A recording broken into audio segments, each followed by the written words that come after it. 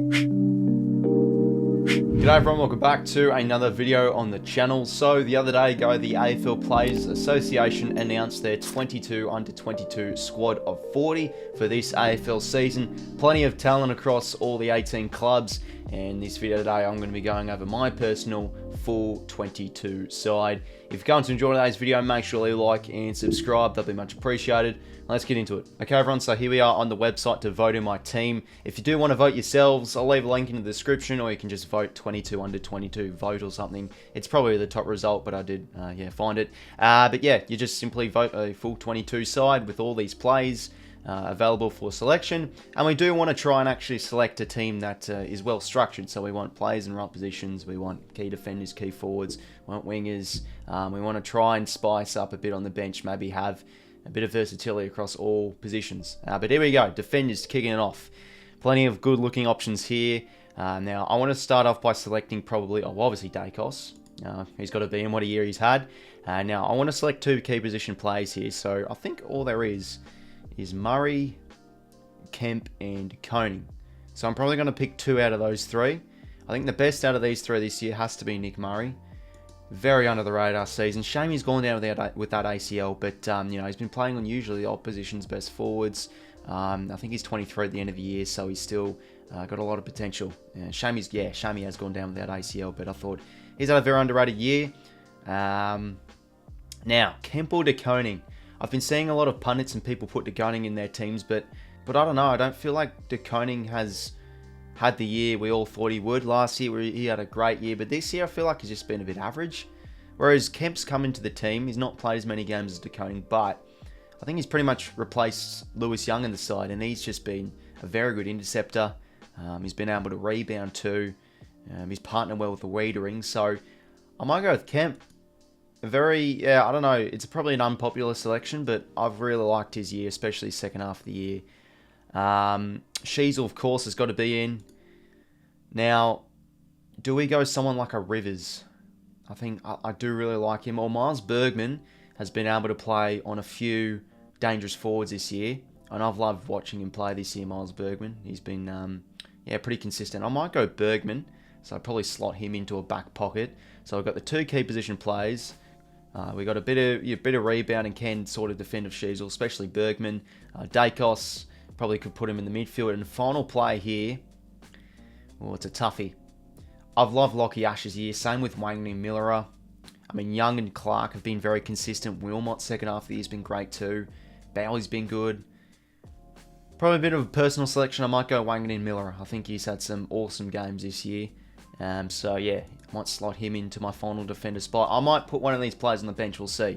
But yeah, we've got 𝐷𝐴, we've got 𝐻𝐿, we've got 𝐼𝐻𝐿𝐿𝐼𝐻𝐿 as a bit of your rebound plays and good foot skills.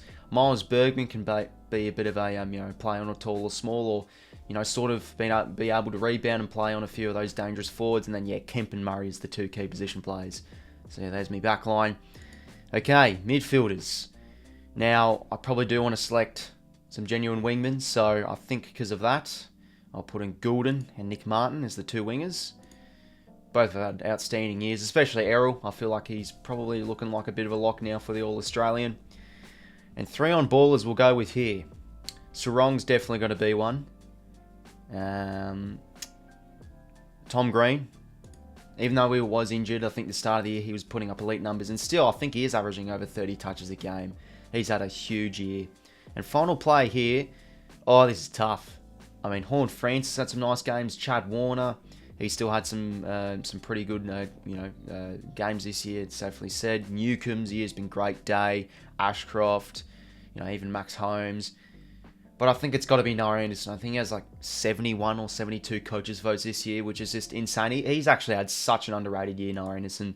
So I'll put him into my midfield. So there's my midfield. Gulden, Martin on the wings, and then in the coalface, Sarong, Tom Green, and Noah Anderson. Probably one of these three will be my captains. Okay, now for the ruck. Okay, all we've got is Thilthorpe, Jackson, Sampson, Ryan. It's got to be Jackson, obviously. Start of the year was quite poor from him, but he's really now living up to the hype. Thilthorpe's had some good games this year, but it's easily Luke Jackson, especially with Darcy going down. His last few weeks has been pretty good. And now the forward line. Oh, this is tough. Okay, we'll select two key forwards first off. So who we got? We got Phil Thorpe, McDonald, Van Rooyen, 𝐼𝐻𝐼𝐸 𝐼𝐻𝐤. I think out of those players, the two that really stick out for me is 𝐼𝐻𝐤 and 𝐼𝐻𝐼𝐸. 𝐼𝐻𝐤's development has been great to watch this year. 𝐼𝐻𝐼𝐸 as well has gone under the radar. He had, like, the middle of the year, he had a few of those games where he was literally winning the games at Freo. Can kick goals on the run, set shot, he has a great set shot. Yeah, I think he's kicked over 30 goals this year. I had a look at a few of these players' stats prior to recording this video, and I remember seeing Amos like, yeah, I think he's got to be in the team. Okay, now for a bit of smalls. Weightman, I think he's had an excellent year. Do we go for someone like a McCreary? Even though he's been a little bit in and out of the team a bit, I still feel his pressure and the role player he's been awesome for the Pies this year. Mitch Owens is a definite one. You know, some of his stats have been through the roof, especially the contested sort of stats with champion data. I think 𝐓𝐡𝐞 got to be in there. He's still, you know, he's a small forward. Well, we can play in the midfield, but yeah, you know, the role he plays, he's going to have inconsistent, quiet games, but when he's on up and about, he is a match winner. And final play here, tough one. Pedlar I've loved. Rachele, start of the year, I feel like I would put him in, but he's dropped off a little bit with numbers. Phil Thorpe hasn't been consistent enough, even though, you know, he's had some great games this year. Motlop, same thing. I mean, McCreary would be a popular one. But I think out of all these players, Ollie Henry, his year's really gone under the radar. You know, he's kicked like, what, 30? I think I checked, it was like 35 goals. And he's an X-Factor player. I've loved, you know, he's actually been very good for the Cats this year. Especially, you know, with Cameron and Hawkins and all those high-octane forwards, Brian Miles as well. He's had a good output for the Cats this year. So I might put in Ollie Henry. So I've got Amos and 𝐼𝐻𝐼𝐸 as the key forwards. Ground level plays, Weightman and Pickett. Ollie Henry sort of your third tall. And Mitch Owens, you know, a bit of a hybrid really. Can play key forward, can, you know, even ruck on the forward line, can do it all. Yeah, he's had a great year as well, Mitch Owens. So yeah, there's me forward line. I think that's well structured across all the forward 50. Okay, so the forward line's done. Now move on to the bench. This is where things get tough, and this is where we have to, yeah, unfortunately, drop a few players. A lot of good options here. Well, this is tough. Okay, now do I just select 4 midfielders? This is the tempting thing. Do I just go straight for the 4 mids? Okay, I think out of all these 4 players, the first one that sparks out for me. Oh, I've loved 𝐼𝐻𝐼𝐸 𝐼𝐻𝐿 year. I think he's gone so heavily under the radar, and I think he has like 50 coaches votes or something, which is pretty high up there. So yeah, I think I might go 𝐼𝐻𝐼𝐸 first off, first one on my bench. Next player, I know it's probably a bit of a nepotism selection, but he's still had a great year. Will Ashcroft, I'll put him in. He's had some great games. Third player here, Matt Rowell, Chad Warner, Will Day. It just feels like I can't just put in 4 mids. I've got to sort of space it out. So because of that, oh, this is tough. I might go 𝐼𝐻𝐼𝐸. I just think his rebound this year alongside Whitfield has been instrumental this year. He's really improved on numbers, so I'll go 𝐼𝐻𝐼𝐸. And for my final position, oof, do we go for a midfielder? I feel like Rowell could be in there. Do we go for another key forward, or do we go for like a 𝐷eConing type?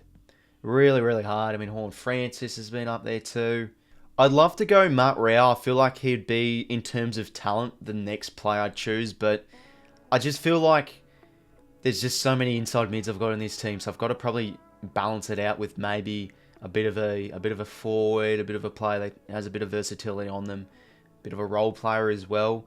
So I feel like I should go with either a forward or a defender for my final one.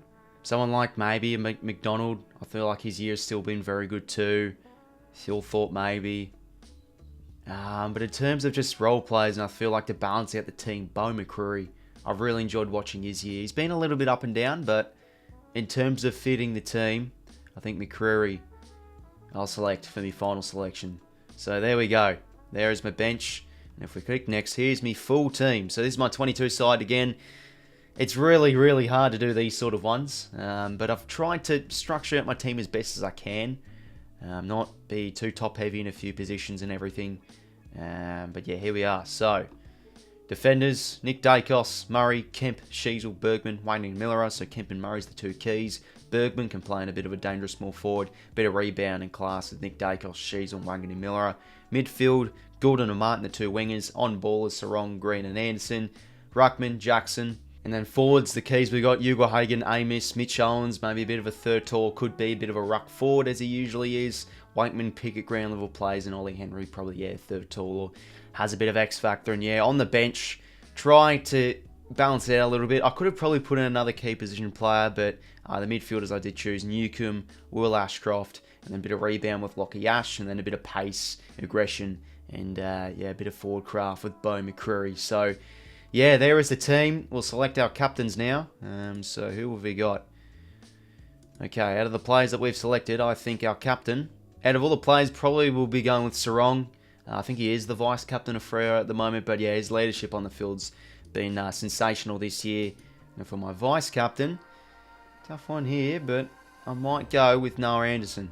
He's a very, very talented player, so yeah, probably doesn't mean too much in the end, whoever's your captain or vice captain, but out of those players, it's 𝐸𝐸 and Noah Anderson, my vice captain. So there is now my 22Under22 side for the 2023 AFL season.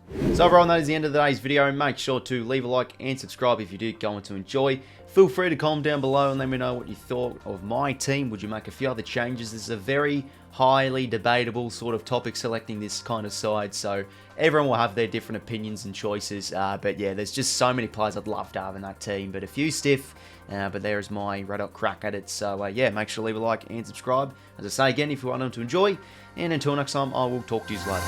See you later, fellas.